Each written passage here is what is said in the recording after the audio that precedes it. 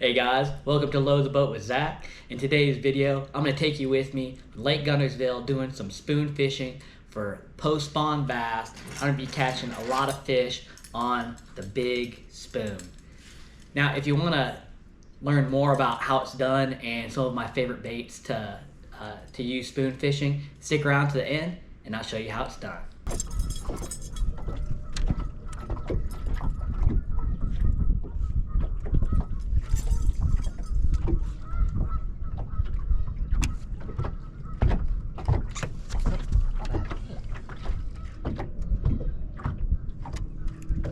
Did get a hit. Oh man. Oh, first cast with this big old spoon.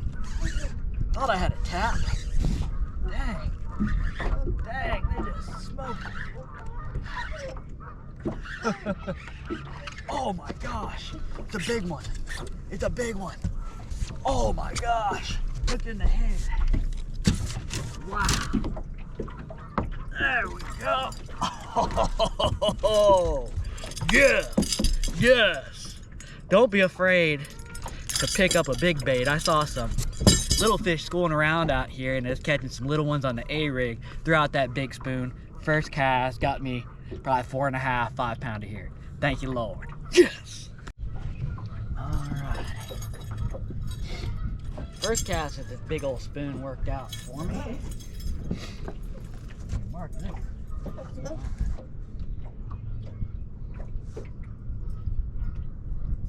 Let's see if I can get another one on this big old spoon here.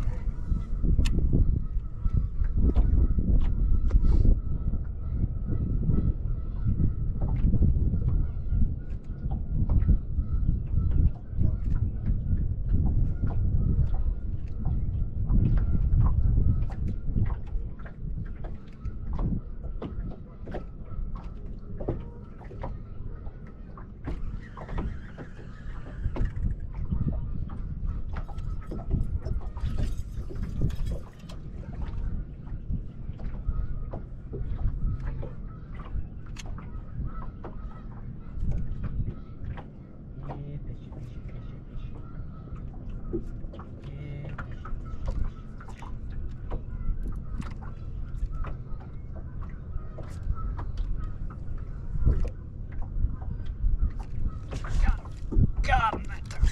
I had to call him in that time. Oh, might be another good one. Might be another good one. I forgot my net today. Dang it. Dang it. Oh yeah, that's another good one. Another good one. I got a couple hooks in it. No, I'll just lift them here. Oh yeah. Spoon feeding them. Oh yeah. Trying to throw my rod in the water. I'm getting tore up here. I love fishing with a spoon. Now normally I'm throwing a little jigging spoon. That's one of my favorite things to throw because you can catch, good keeper bass. You can catch crappie, you can catch everything on them, but white bass especially. But man, something about this big Flutter spoon, especially if you can find a group of post-spawn fish, man, around shad spawn, they just love it. You can see this guy's tail, or this girl's tail, still bloody from spawn and trying to feed up on these shad out here. And it's pretty simple. What I'm doing here is I'm just off the end of a point, and I saw some shad activity, and I'm throwing the spoon out off the end of the point, and just doing a little simple lift and drop back to the boat, and man, it's getting destroyed.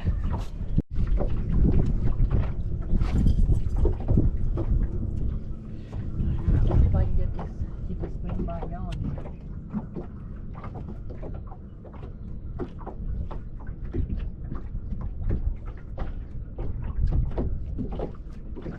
Oh my God. Very next cast. It's like 3 back to back I've got here on the spoon. They're just loving this big spoon in this dirty water. Oh yeah, another keeper. This one looks pre-spawn though. Yeah, this one's pre-spawn for sure. To get my pliers out though for this one. Oops, no, it spit that second hook. There we go. Alrighty. Alright, nice little pre-spawn little female here on the spoon. Thank you, Lord.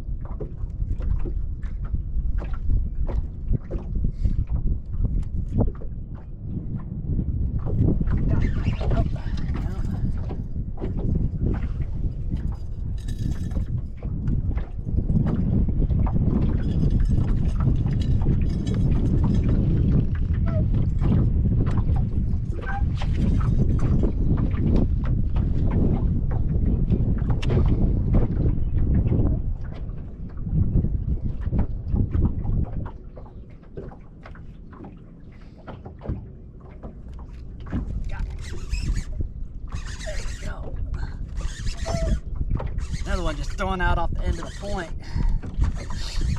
Now the key to a spoon is you want to either have bait fish in the area, you need to have some bait balls that you're throwing on, or you need to have, you know, some kind of good structure like a point or a ledge. And I really like throwing a spoon around schooling fish, which is going to mean you want to have some bait fish in the area, because they'll just lose their mind with the spoon. So make sure you're either seeing some bait balls around, grab a point that's got some bait balls, see some schooling activity, have some kind of point or a ledge involved, and you'll get bit.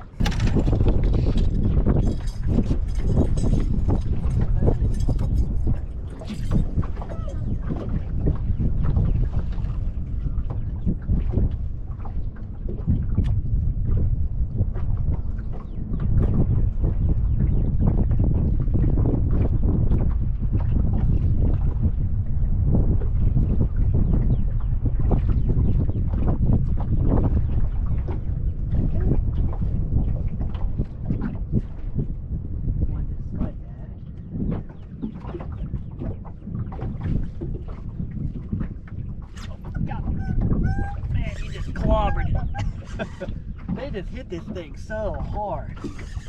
Man, missed it the first time somehow with 3 treble hooks. Man, this is a strong one. Looking back, yeah, still. There we go. Another nice fish. I could do this all day. Spoon fishing is so fun.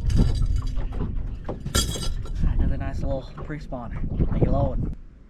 Alright, I hope you enjoyed those fish catches and can see the power of the spoon, both for catching big fish and good numbers. You know, even though it's the Dixie Jack Talon that I was catching those fish on, you know, this is a big old 3-hook spoon, but I was still catching some fish that were you know, smaller. So even though it's a little bit intimidating to pick up, I think it's like 1.5 ounces, you know, a big heavy chunk of metal, you can throw it with confidence, knowing that, you know, you can still get those smaller fish, those numbers, and make sure that you have a big enough meal to where if the big ones are present, they will come up and commit to your bait. Now I have a number of baits set out before me here, you know, from my small little jig para micro spoon I like for you know, crappie fishing and stuff, to this Talon. But one thing that all of my favorite spoons have in common is multiple hooks. Now that's why I really love this Talon when they'll eat it. That's three treble hooks, gives you a really good chance of getting your strikes. The spoon is a reaction bait and it's constantly moving. So sometimes these fish don't hit it cleanly. So having those extra hooks will make it to where you're converting more of those bites to fish catches. Now, if my bait that I get, like this is the Ben Parker Mini Mag spoon, if my bait does not come with multiple hooks, I'll add them. That's what all of my spoons have in common, is if they don't have the multiple hooks, I add them. These little assist hooks here are key for catching more of those fish. You want to make sure that you have those extra hooks. And a little trick here, if you have the time, what I like to do is change my split rings to soft split rings. This is just a 65-pound braid I made into a split ring, and I like these on my spoons because with a regular, if you have a regular split ring, if they twist, it's eventually going to lock up and they can get leverage with it. But with a soft split ring, this thing can twist and turn. You know, it's just like having a swivel like you see on the high-end swim baits. So if you have the time and inclination, doing that can make a big difference in the number of spoonfish that you're catching. When it comes to which of my spoons that I am throwing, I will let the fish size and the bait size determine that. If I'm around big bait like gizzard shad, shiners, if they're eating bluegill, things like that, I'm gonna pick up the Talon or the mini mag or the full Magnum spoon. If I'm around more small fish or they're feeding on smaller baits, that's when I might go to a standard, 4.5 inch like a Lake Fork Flutter spoon, or even go down to a small jigging spoon here. This is the Blade Runner Duh spoon. The 3/4 ounce is a good all-around size for catching a lot of fish. And I tend to go and change out my my treble hooks to Ryugis, whatever size that the bait comes with. I'll typically match it in the Ryugi. I like the Ryugi hooks because they have a super slick coating on them and allows that easy penetration. Because sometimes these hookups can be hard to come by when they're just swatting at the bait. And as far as colors go, you can see I got a lot before me here. If it's sunny, I'm typically going to use something flashy. I really like this shattered glass. It's probably my favorite all-around color. If you have large bait, sometimes that plain silver though can outperform. When I will sometimes go and use a colored bait, like a white or like a chartreuse like this. If the water is dirty and we have overcast conditions where you don't have as much light penetration, so that they can't see that flashes as well, sometimes that solid colored bait can make a difference. But that's something that I don't use the colored ones as much as I do like the standard silver, shattered glass, and gold and things, because typically you're using a spoon for suspended fish, and the fish are more likely to be suspended where you're going to get them on a spoon bite when you have a little bit of sun out. So if you don't have many spoons and you're just looking to purchase some, I would focus on the ones that you can get some flash with. Other important things to consider when using a spoon is you want to swivel, either directly on the bait or somewhere up the line. You need to have a swivel, because if not, you're going to have a ton of line twists, because these things are fluttering and spinning around. So you need to make sure that you have a swivel somewhere on the line to make sure that you don't end up with a bunch of line twists. And oh man, one thing that I forgot to mention: if you're in ultra clear water and the fish are really spooky, they sell these are this is a crank wrap I put on a spoon. They sell some crank wraps, and these things are awesome to put on some spoons if you really need a very natural presentation. They sell some brighter colors too, but these crank wraps are pretty neat for adding a unique finish, and something that if the flash and stuff is spooking them off, something really natural like one of these little crank wraps that you can just stick on your spoon can be really effective there. Now the areas and conditions I'm gonna use a spoon in, typically I want to be in an area that's got a lot of bait and schooling activity, and I want fish to be suspended. Normally, if I'm using a flutter spoon, if they're holding near the bottom, you can still catch them, and but that's when I'll normally use a more like a jigging spoon, or those fish are likely, more likely to be caught using like a crankbait or something that's digging in the bottom. So if the fish are held tight to the bottom, your spoon might not be your most effective bait, but you can definitely still catch them like that. But I'm targeting suspended fish that are chasing bait and schooling. And my favorite places to use a spoon is going to be points and ledges. Those are my top two areas to use a spoon.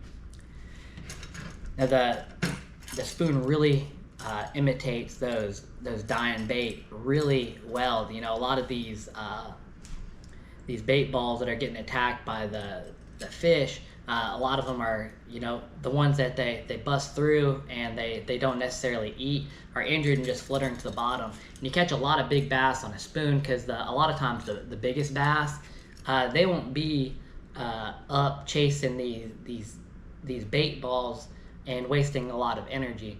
They'll be set up, they'll just be sitting under where all that activity is going and just sitting there getting fat and happy, munching the stragglers and the injured fish that fall down to them. So that's why the spoon is so good at catching those big bass that are just sitting under these bait balls. Now, a great thing about a spoon is the drawing power, especially the bigger spoons. Fish will come from a long ways, both horizontally and vertically, to attack a spoon, and it's something that you don't need forward-facing sonar to do. Forward-facing is great. It helps you be more efficient with your cast, but if you don't have it, with the spoon fishing, it's something that it's definitely not needed with, because this big bait throws off a lot of thump, a lot of flash, and these fish will come from a long ways to get it, so you don't necessarily have to drop it directly in front of their head like a jig head minnow. These fish will come from a long ways to go in what looks like a big easy meal for them. And as far as how I like to set up my spoons, typically I'm using something like 50 pound, with like the bigger spoons at least, something like 50 pound braid, and I'm using 20 to 25 pound test monofilament leader. And that's something that I think is very important. If you're using braid, definitely have mono, but I would, as a leader, but I would have straight mono otherwise if you don't have a braid to leader. And the reason you want that mono is because of the stiffness. If you're throwing straight braid, that limp line is going to go and tangle up in these hooks and foul up a lot of your casts. And also with these treble hooks, that straight braid will make it to where when they surge, they're going to rip the hooks out of their mouth. So you definitely want some monofilament in there. And I choose it over fluorocarbon even, because fluorocarbon sinks. So what'll happen when you're yo-yoing this bait in, if you have fluorocarbon, sometimes the line can get down below the bait and will foul up your cast as well. So good old cheap monofilament is a great option when you're spoon fishing. And retrieves can be very important as well. And we're inside here, but I'm trying to demonstrate these my top retrieves for you here. All right, I'll turn around here. All right, to start with, you got the simple, lift and drop, lift and drop. Now for like the jigging spoons, if they're near the bottom, it may be really subtle and slow, but you'll have to experiment. Sometimes they'll like you to do just a slow lift and drop. Sometimes you just rip it like you're stroking a jig. You just rip that thing up violently, and sometimes that'll be what gets them to attack. And I'll even go if they're suspended really high up off the bottom, or if they're really aggressive. Sometimes I'll throw a double pop in there. Sometimes that'll get them, and sometimes you gotta. I will even go and hit underneath my rod here, just pop it up really hard, and that I'll hit my rod, and that'll add some extra vibration, rip it extra hard, and sometimes that really fast movement will be what triggers these fish. Another great retrieve that I'll use, and it doesn't just work for spoons. I've actually, I've caught fish, using a Ned rig and stuff like this. But I call it a hair jig retrieve. What I'll do is when I cast it out, I'll let it hit the bottom, and then I'll do burn it a couple cranks, and kill it. And I'll hit my thumb bar and give it some slack back down. Then again, I'll burn.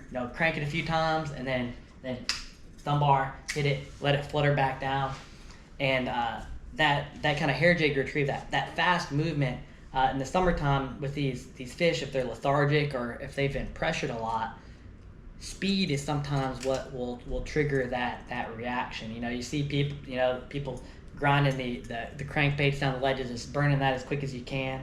You know, spoon, same thing. That extra speed will sometimes be what triggers them to bite. And you want to go and hit that thumb bar after you do the speed, and give it line, and watch your line for the hits.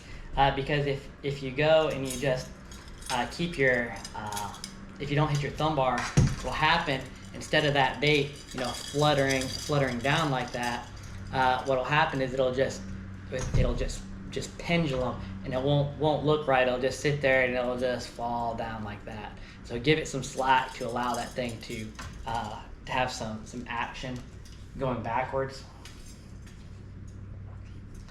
Now, another thing that you can do with these baits, especially if they're suspended, if those retrieves aren't working, but you can see they're kind of interested in your spoon there, is you can just you can swim it, and just kind of shake it and flutter it in. You shake it and swim it in a little bit. Just keeping that thing, what it'll do when you're just reeling and shaking like that, what that'll do is that'll keep that lure kind of fluttering, but it'll keep it suspended up above their head. They're going, sometimes that kind of slow presentation there will go and get those fish to commit. It just looks like a struggling bait, you know, just trying to make it away, but can't quite get the energy to do it because it's injured or dying. So those are my retrieves that I most often use, and you can use those with both the flutter spoon and the jigging spoon. You know, one of the most common misconceptions with the jigging spoon is it's only a vertical presentation. But you know, I cast these baits out, and I use them the same way that I do my flutter spoons. Now, I'm not making as long of a cast with the jigging spoons. If you do like a super long cast, that thing is gonna snag up a lot of the time. But you can cast this thing out, you know, 50-60 feet, and still get plenty of lift up off the bottom, and not have to worry about the snags as much. But you can cover a little bit more water and catch more fish doing that. If you're interested in purchasing any of these baits that I've talked about today, I'll try to leave links in the description down below. I hope you learned something today about spoon fishing and can go out there with confidence next time you're on the water. Use these baits, fish these areas, and you too could load the boat.